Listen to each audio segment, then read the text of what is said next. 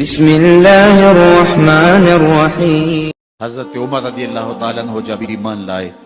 تو آپ نے ایک ایک کافر کے گھر کے دروازے پہ کھڑے ہو کے کہا کہ تم کمزوروں کو مارتے تھے، میں تمہیں بتانے آیا ہوں میں محمد عربی کا نوکر بن گیا۔ بلکہ آپ نے اعلان کیا جس نے اپنی بیوی کو بیوہ اور بچوں کو یتیم کروانا ہو اور اپنے ماں باپ کی کمر کو جھکانا ہو وہ عمر کے مقابلے میں آئے۔ اللہ اکبر۔ زنیرہ نامی ایک خاتون تھی، بہت کمزور، راوی کہتا ہے کہ اس کی ہڈیوں میں گودا نہیں تھا، عشق رسول تھا، اور اس کا ظالم آقا اس کو مارتا ہے، اور جب مار مار کے تھک جاتا ہے ادھر سے عمر آ رہے ہیں، یہ اسلام لانے کی پہلے کی کہانی ہے، ادھر سے عمر آ رہے ہیں تو اس نے کہا عمر تم جوان آدمی ہو تو یہ چھوڑتی نہیں ہے اپنے نبی کا نام، ذرا تم آؤ۔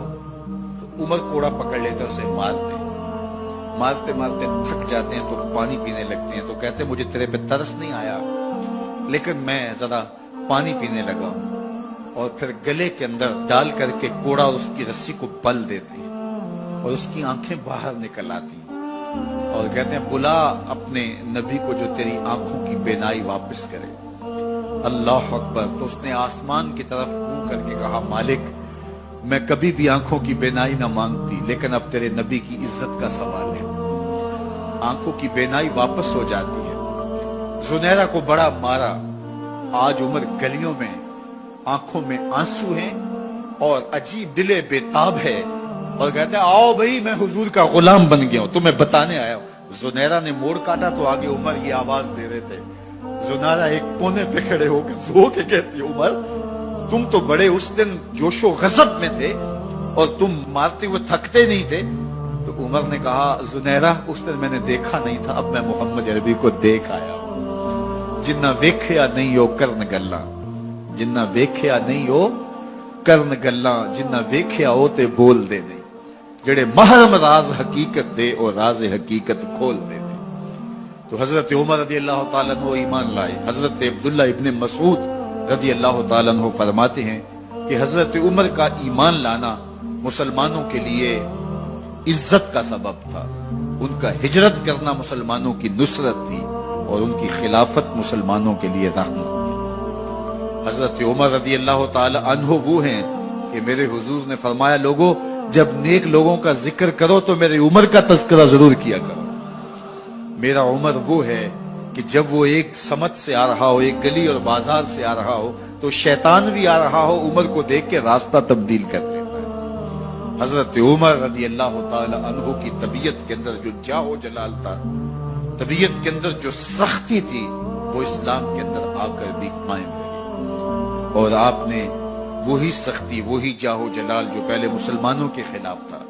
اب کفار کے خلاف منافقین کے خلاف حضرت عمر کی طبیعت کے اندر وہ جوش و خروش بدستور موجود رہا۔ لیکن جس دن آپ خلیفہ بنے تو اس دن آپ نے ممبر پہ چڑھ کے جو خطبہ دیا اس میں کہا لوگوں میں سخت اس لیے تھا کہ رسول اللہ نرم تھے، پھر میں سخت اس لیے تھا کہ حضرت ابوبکر صدیق نرم تھے، اب میں تخت خلافت میں بیٹھا ہوں، اب میری سختی جو ہے وہ نرمی میں تبدیل ہو گئی، صرف فاسقوں فاجروں اور باغیوں کے لیے میں سخت ہوں، باقی تمہارے لیے نرم ہوں۔ سب سے کم جو تنخواہ بیت المال سے اگر کسی وجود نے لی ہے تو وہ حضرت عمر رضی اللہ تعالیٰ عنہ، صرف 2 جوڑے لیتے تھے سال میں، اور راوی کہتا ہے کہ میں نے دیکھا ہے کہ اس میں بھی 17 پیوند لگے ہوتے تھے۔ حضرت عمر رضی اللہ تعالیٰ عنہ کا طرز زندگی، آپ کا انداز معاشرت اور آپ کا انداز خلافت، ہر لمحہ آپ کی زندگی کا اٹھا کے دیکھیے کتنی مرتبہ قرآن حضرت عمر کی رائے کے مطابق نازل ہوا ہے۔ اللہ تعالیٰ جل شانہ نے ان کو صاحب الہام بنایا تھا۔